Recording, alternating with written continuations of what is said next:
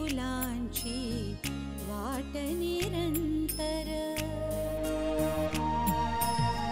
तिमिर सोवा असो शिशिरही प्रीत सहाही ऋतूंचा बहर प्रीत सुखाची अनवट भाषा प्रीत नसे नियतीच्या रेषा प्रीत वचन ही प्रीती स्पंदन आठवणींचे प्रीती अत्तर वळता वळता खऱ्या प्रीतीचे नकळत तुझे येईल प्रत्यंतर.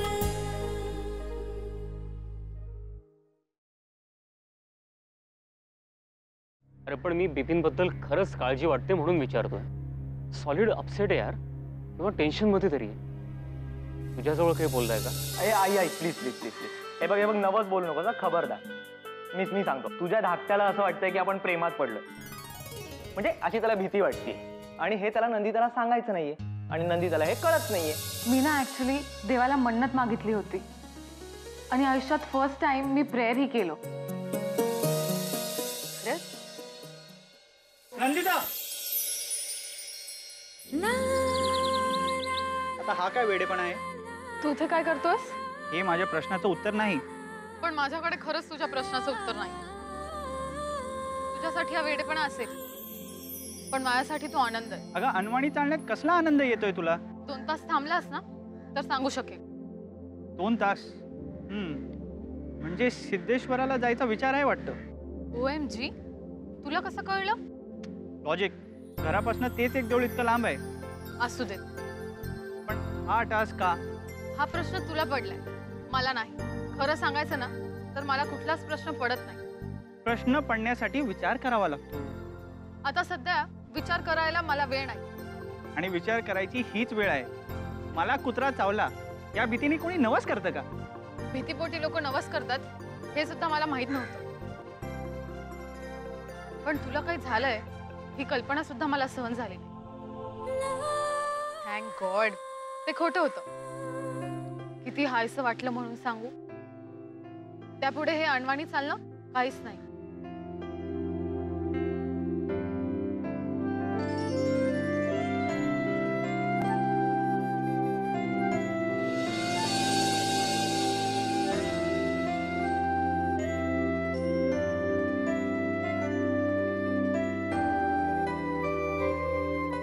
मग निघू? नवस मी माझ्यापुरतं बोलले. पण माझ्यासाठीच बोलली होतीस ना. माझ्या एक लक्षात आलं, वेडेपणा एकट्याने करून चालत नाही. त्यात कोणाची सोबत असली तर वेडेपणाला वेगळीच रंगत येते.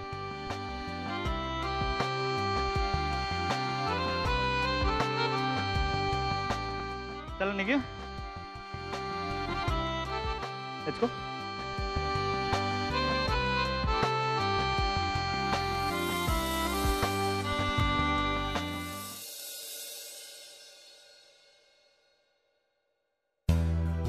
आता या नारळाचं काय करायचं?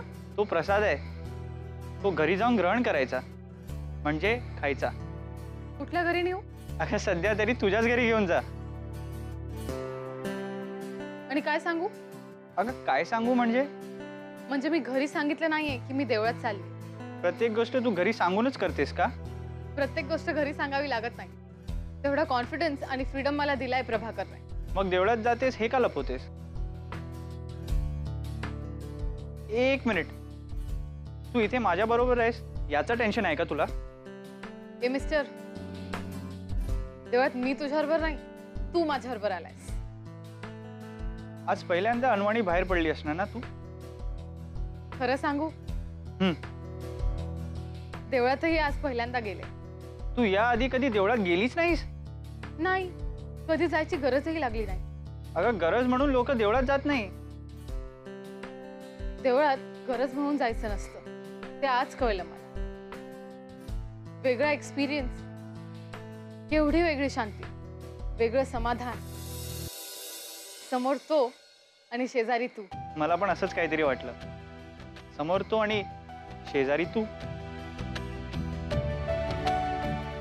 आपण दोघं काय बोलतोय हे दोघांनाही कळत नाहीये. ऍक्च्युली आपण का बोलतोय हेच मला कळत नाहीये. म्हणजे मला असं वाटतंय की न बोलता दोघांना काय म्हणायचंय हे दोघांना कळतंय. असं मला देवळात वाटत होतं आपण जे बोलतोय ते आपण बोलत नाही. आय मीन मनात जे म्हणायचंय तो ते सगळं ऐकतोय. किती छान फिलिंग असते नाही. हो, आता यातलं विणीला मी किती सांगू शकणार आहे हे कुणास ठाऊक. मी पण घरी काय सांगणार आहे याचाच प्रश्न पडलाय. मग तू घरी काय सांगून आलास? मी बास्केटबॉल. चल.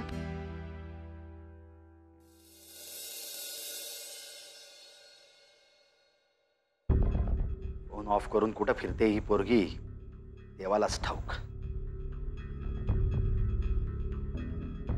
शिट. या मला तर काहीच विचारण्यात अर्थ नाही म्हणा. का काय झालं? घ्या आता हे पण तुम्हाला नव्याने सांगायला हवं. माझं टेम्परामेंट का चढलंय, मी का एवढा चिडलोय, हे सगळं पुन्हा एकदा सांगायचं तुम्हाला. आपल्याला नंदिता नावाची एकुलती एक तरुण मुलगी आहे हे तरी लक्षात आहे का? हो. हा मग ती घरात नाहीये. वाजले किती? तेव्हा ती घरात असायला हवी. अहो तुम्ही आज लवकर घरी येताय. एवढ्या लवकर ती कधीच घरी येत नाही हो. What? आणि तू मला हे आत्ता सांगतेस? आता त्यात सांगण्यासारखं काय आहे? तिचं ॲरोबिक असतं. कदाचित ती अर्चनाकडे गेली असेल. असेल नसेल तसेल ही असली भाषा नंदिताच्या बाबतीत मला मान्य नाही. ताबडतोब फोन लावा आणि तिला बोलवून घ्या. माझं तिच्याकडे अतिशय महत्वाचं काम आहे. तिचा फोन बंद आहे. याचा अर्थ असाही होऊ शकतो फोन मुद्दाम बंद करून ठेवला असेल तिने. फोन का बंद ठेवेल ती? मलाही हेच विचारायचंय. तुम्ही उगीच स्वतःला त्रास करून घेताय. त्यापेक्षा एक काम करा, तुम्ही छानपैकी चहा घ्या. येईलच ना ती एवढ्यात? हे खात्रीनं सांगू शकतेस तू? श्री तुम्ही कुठे जाताय? वा नीता मॅडम, तुम्ही आज चक्क मला अडवून विचारताय कुठे निघालात म्हणून. अरे देवा, आयुष्यात पहिल्यांदा माझी लेक देवळात गेली आणि हे धड मी या माणसाला सांगूही शकत नाहीये. परमेश्वरा तूच सांभाळ बाबा. आता याने जर का नंदिताची पाठ धरली ना तर पोरीचं काही खरं नाही. आणि त्यात ती देवळात कशासाठी गेली हे जर कळलं तर खरंच अनर्थ ओढवेल. अरे देवा. काय म्हणतोय मी?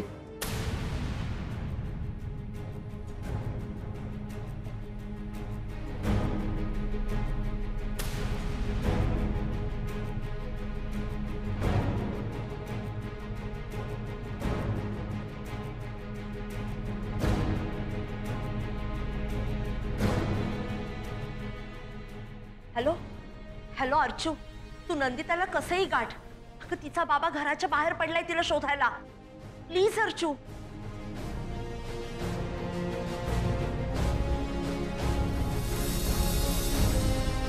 नकळत तुझं येईल प्रत्यंतर.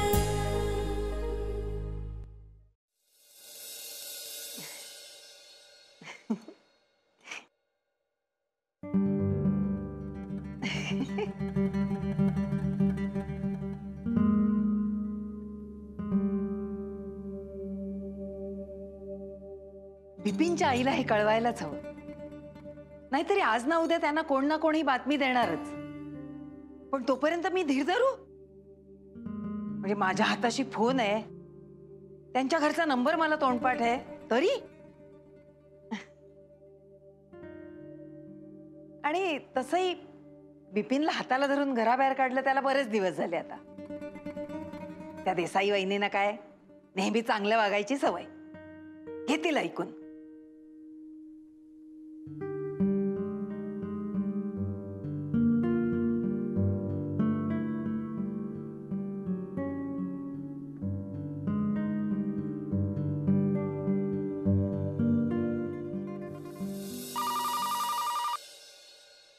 हॅलो. हॅलो, मी बोलते. हां, आज कशी काय आठवण आली? आठवण काय हो, रोजच येते. म्हणजे आमचा विपुल राहतो इकडे आणि गुणगान गात असतो तुमच्या घरचे. फार कौतुकाने सांगतो हो. अहो, ते सांगायची गरज नाही हो. पोराची मायाच आहे तशी आमच्यावर. आताही तो तिकडेच असेल ना? नाही हो. काही काम होतं का? म्हणजे काम तुमच्याकडेच होतं. अहो, मग बोला ना. म्हणजे दुसरं कोणीतरी तुम्हाला सांगणार ते बरं नाही वाटत ना. आपल्या माणसाने सांगितलेलं बरं. असं काय सांगायचं होतं? हो, सांगते ना. पण वहिनी, लगेच बिपिनला रागावू नका. हा का? काय केलं बिपिननी? म्हणजे बाईक फास्ट चालवली की पुन्हा तिघं चौघं जण एकदम बसले होते बाईकवर? ते परवडलो एक वेळ. मग यापेक्षा वेगळं काय केलं त्याने? म्हणजे तुमचा बिपिन, म्हणजे आपला बिपिन हो. त्याला आज मी बघितलं. बघितलं म्हणजे? म्हणजे कसं सांगू आता तुम्हाला? अहो, बिपिननी काही चूक केली ना तर त्याचा कान धरायचा तुम्हाला अधिकार आहे. अहो, म्हणूनच तर तुम्ही त्याचा हात धरून त्याला घराबाहेर काढलत ना. त्याचा राग नाही आला मला. अहो, तुमचा बिपिन ना आज अनवाणी पायाने एका तरुण मुलीबरोबर देवदर्शनाला जात होता. परत सांगा. अहो, तुमचा बिपिन एका तरुण मुलीबरोबर अनवाणी पायाने देवदर्शनाला जात होता. अहो, काय सांगताय काय? अगदी खासच बातमी दिलीत तुम्ही. Thank you very much. कमालच आहे या बाईची. काय बाई आहे. मला वाटलं होतं थैथयाट करेल, पण ही खुशच झाली. आनंदाने उड्याच मारते. डोक्यावर मिऱ्या वाटेल तेव्हा कळेल. काय कुणाचं काय तर कुणाचं काय. ही काय कौतुकाची गोष्ट झाली. चांगुलपणा म्हणजे किती असावा तो माणसात. नकळत तुझं येईल प्रत्यंतर.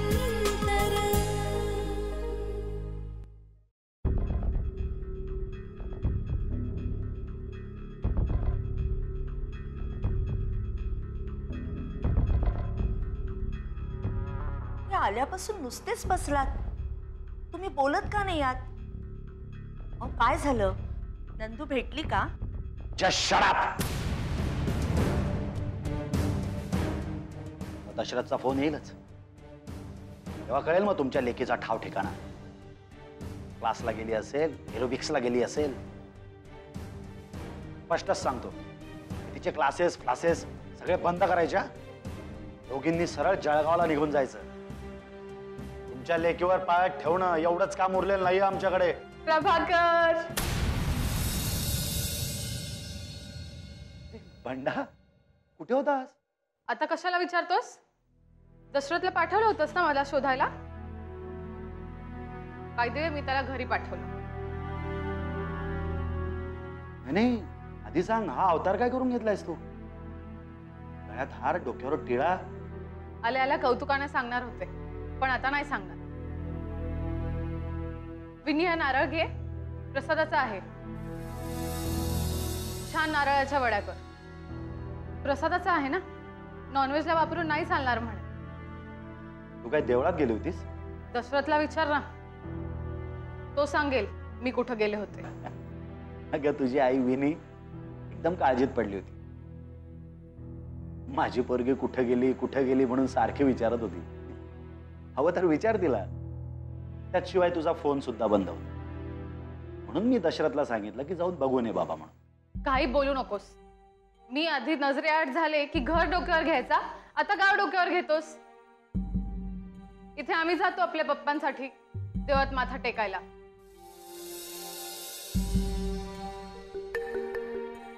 माझ्यासाठी देवळात गेली होतीस? हे असले उद्योग कोणी सांगितले तुला? काही नाही रे, असंच. तू हल्ली टेन्शन मध्ये असतो ना, म्हणून. आणि काल टीव्हीवर सांगितलं, ज्या मुलींचे मिथुन रास आहे आणि ज्यांचे वडील कर्तबगार आणि स्मार्ट आहेत, त्या मुलींनी देवळात जाऊन माथा टेकावा. त्यामुळे त्यांच्या वडिलांना 10 पटीने फायदा होईल. अँड लुक एट मी, जसं त्या देवळातल्या लोकांना कळलं की मी प्रभाकर रावाची मुलगी आहे, त्यांनी तर माझा सत्कारच केला. पुजाऱ्याने देवाचा हार डायरेक्ट माझ्या गळ्यात घातला आणि टिळा पण लावला. फक्त माझी ओळख त्यांना कळली की मी प्रभाकर रावाची मुलगी आहे.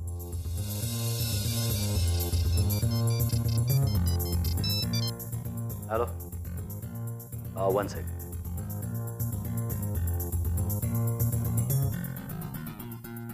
हा बोला.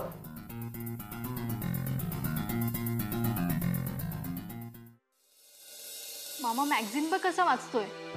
ते काय आहे ना, कधी कधी बाबांना चष्मा लावायचा कंटाळा येतो, हो की नाही बाबा? ते होच म्हणणार. हा, का का असं का? कारण ते चष्मा विसरलेत.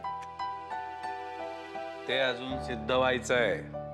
ते सिद्ध झालंय. ते कसं काय? गणेशचा फोन आला होता. ऑफिस बंद करताना साहेबांचा चष्मा भेटला म्हणून. हे तू मला आत्ता सांगतेस? मी तुमच्या विचाराची वाट बघत होते. बघा रे बघा पोरांनो, ही सुद्धा माझी कशी चेष्टा करते ते. पण मामा, अरे तुझी चष्मा विसरण्याची सवय कधी जाणार आहे? आणि किती चष्मे विसरला असेल आतापर्यंत कोण जाणे. बरं, घरात दुसरा चष्मा नाहीये का आपल्याकडे? आहेत ना, 2 चष्मे होते, पण त्यातला एक कबीरकडे विसरले आणि दुसरा धाकट्याने लपवून ठेवलाय. छान. म्हणजे कधी मागितला तर द्यायला. चारू, हल्ली वेगळी पद्धत आहे. बाबांना हवा तेव्हा चष्मा आणून दिला ना की बाबा चायनीज खायला घेऊन जातात. नेतात म्हणजे तसं मान्य करतात ते. हो, आता बिपिन आल्यावरती बघू. नाही, चष्मा सापडला तर तुम्ही नेताय का? ते महत्वाचं नाही आता. बिपिन का नाही आला अजून? अरे वाजले किती किती वाजले? हे बघा, हे असे डोळे बारीक करून बघायची काही गरज नाहीये. हा, एवढे काही वाजले नाहीयेत, येईल एवढ्यात. आई, तुम्ही आज त्याची जास्तच बाजू घेताय. तू गप ग. तुझा नवरा आज लवकर आलाय म्हणून तू बोलतेस ना? तो बिचारा कामावरून येतो ना. बिचारा. माझी बायको आहे ती. आलं ग माझं बाळ.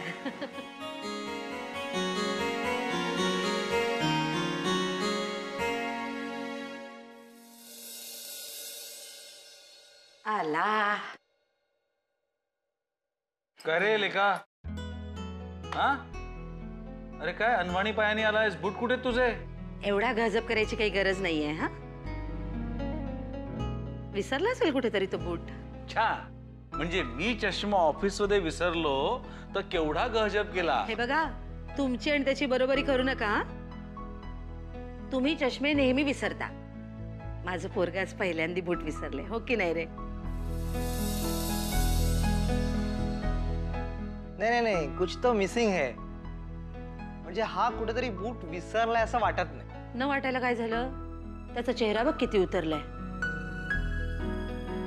नाही नाही नाही नाही, आणि तुमच्या सगळ्यांच्या माहितीसाठी सांगतो, काय ते शूज माझे होते. अरे देवा, नवे कोरे होते. काहीतरी बोलू नको सर. चांगले 6 महिने झाले होते म्हणे नवे कोरे. अगं पण ते माझे शूज होते. अरे ते मिळतील रे, त्याचं काय एवढं. हरवला तर पायातला जोडाच, गेली तर पनवतीच गेली म्हणायची, हो की नाही? एका अर्थी शुभ शकूनच. पण मनाजोगता जोडा जमला तर मज्जा काय. काहीतरी गौड बंगाल आहे बरं का. याचा चेहरा बघ, काहीतरी गडबड आहे. नक्कीच. आधी फारच बाजू घेते. तू विसरलास कुठे नक्की शूज? हा, जाऊ द्या.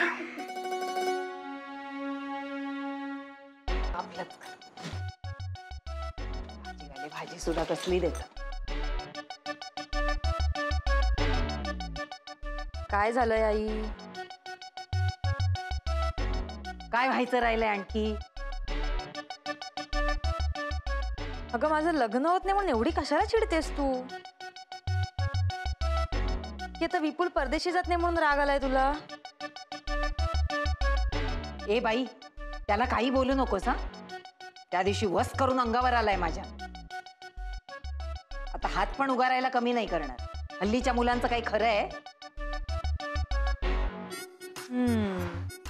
म्हणजे तू ओव्हरऑल हल्लीच्या मुलांवर रागवलीयस? तसं काहीही नाहीये.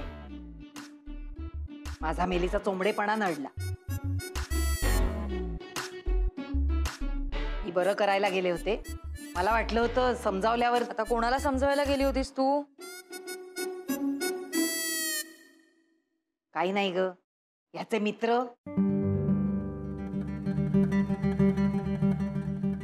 माझे मित्र काय? कोणी काय केलं? जाऊ दे ना, त्यांच्या घरच्यांना चालतंय. आपल्याला काय करायचंय? आपल्याला काय करायचं असं तोंडाने म्हणतेस, मग इथे कशाला धुसफूस चालू आहे तुझी? घरात तीन माणसं, त्यात एकाचं तोंड असं. चैन पडणार आहे का आम्हाला? काय झालंय ते सांग, म्हणजे तुलाही मोकळं वाटेल आणि आम्हीही रिलॅक्स होऊ. काही नाही ग, ह्याचा तो मित्र बिपिन आता ह्याच्या बरोबरच लहानाचा मोठा झाला. म्हणजे मला माझ्या मुलासारखाच ना.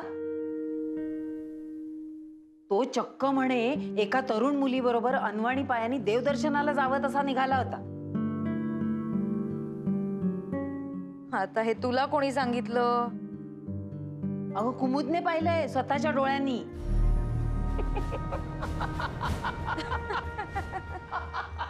आता तुम्हाला हसायला काय झालं? माझीच मुलं अशी, दुसऱ्यांकडून काय अपेक्षा करणार मी? बिप्याला फोन लावतो मी. त्याच्या कानावर घालूया तरी ना ही गंमत आपण. हे बा, हे नेमकं अशा वेळेला याचा फोन स्विच ऑफ असतो. पण आई म्हणजे पण कमाल आहे ना. आणि कुमुद मावशी डबल कमाल. आतापर्यंत मी बोलले नाही, पण आता निक्षून सांगते, नीट लक्ष देऊ नये. जोपर्यंत तू मुलाला मुंडावळ्या बांधून माझ्या घराच्या दारात उभी करणार नाहीस ना, तोपर्यंत तुला इथे यायची काही गरज नाहीये. ए इथे ना उलटच आहे आई. काय उलट आहे? म्हणजे जो मुलगा अनवाणी एका मुलीसोबत देवळात जातो, इथे त्याची खुदुखुदू हसते. मग तोंड का लपवतेस? अगं अनवाणी पायांनी देवदर्शना गेलीस ही काही साधी गोष्ट नाही.